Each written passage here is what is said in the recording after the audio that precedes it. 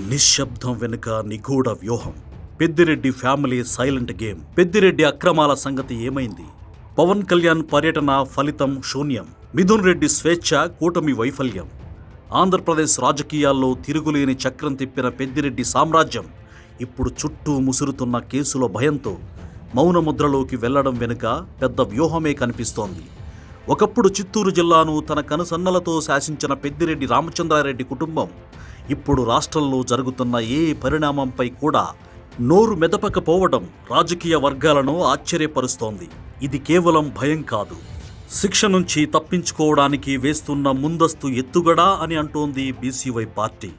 ప్రభుత్వం యాక్షన్ తీసుకోకముందే న్యాయస్థానాల ద్వారా రక్షణ కవచాలు ఏర్పాటు చేసుకోవడంలో ఈ కుటుంబం ఆరితేరిపోయింది. పవన్ కళ్యాణ్ వీడియో ఆధారాలతో సహా అటవీ భూముల ఆక్రమణను బయటపెట్టిన సాంకేతిక కారణాల సాకుతో కాలయాపన జరుగుతోంది.